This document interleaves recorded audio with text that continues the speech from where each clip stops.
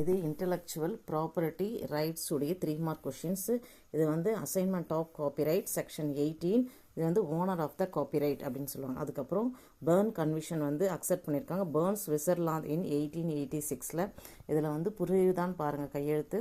அதுக்கடுத்தது வந்து characters of good trademark. அதுக்கப்புறம் 4வது வந்து copyright justice, exception to copyright infringement. அதுக்கப்புறம் GATTனா the general agreement on GATT general agreement on tariff and trade அப்படின்ட்டு சொல்லிட்டு கொடுத்துருக்காங்க. இது ஒரு தடவை காமிக்கிறோம் பார்த்துக்கோங்க. இது வந்து எல்லாமே முக்கியமான கொஷின்ஸ். அடுத்தது பார்த்தீங்கன்னா இன்ஃப்ராக்மெண்ட் ஆஃப் பேட்டன்ட் அப்படின்னு இருக்குது. இன்ஃப்ராக்மெண்ட் ஆஃப்னா அத்துமீறுதல். Violation of the monopolies right of patent conferred by the grant அப்படின்னு கொடுத்துருவாங்க. அதுக்கு அடுத்தது வந்து பார்த்திங்கன்னா literary work section 2O literary work. அதுக்கப்புறம் வந்து பேட்டன்ட் இன் பயோடெக்னாலஜி. இதெல்லாம் வந்து முக்கியமான கொஷின்ஸு.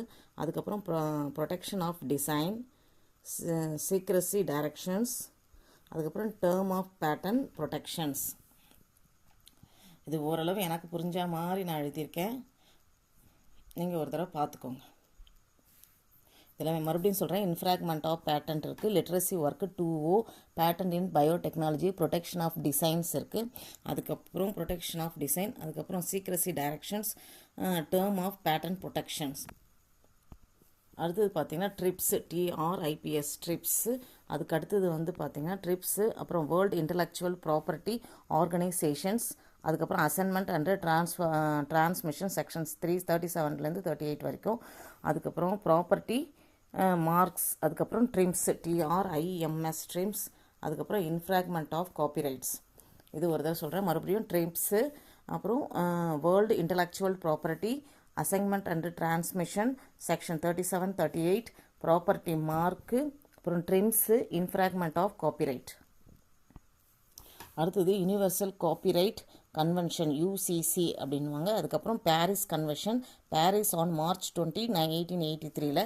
அதுக்கப்புறம் இதில் வந்து 173 கண்ட்ரிஸ் இருக்குது, மெம்பர் வந்து இது இருக்காங்க. அதெல்லாம் இல்லை, one of the first IPR intellectual property rights இதுதான் ஃபஸ்ட்டு ஸ்டார்ட் பண்ணது. அதுக்கு இது வந்து முக்கியமான கொஷின்ஸு. அதுக்கப்புறம் இது வந்து ஃபார்ம்ஸ் ஆஃப் இன்டெலெக்சுவல் ப்ராப்பர்ட்டி அதை பற்றி கேட்டிருக்காங்க. அதுக்கப்புறம் காப்பிரைட்ஸ் அண்டு ரிலேட்டட் ரைட்ஸு, அது உங்களுக்கு தெரிஞ்சால் நீங்கள் எழுதிடுங்க. ஜியோஃபரிக்கல் இண்டக்ஷன் லா கொடுத்துருக்காங்க. அதுக்கப்புறம் ப்ராப்பர்ட்டி மார்க்.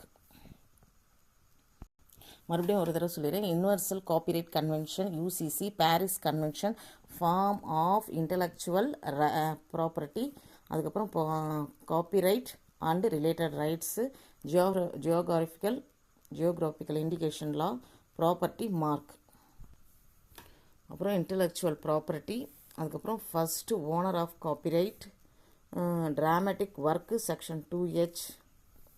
அதுக்கப்புறம் இதில் என்ன கொடுத்துருக்காங்கன்னா எம்ப்ளாயீஸ் இன்வென்ஷன், அதுக்கப்புறம் author and ownerships right of copyright அப்படின்னு கொடுத்துருக்காங்க. அதுக்கு கீழே வந்து என்னென்னு இதுதான் ஃபுல்லாகவே.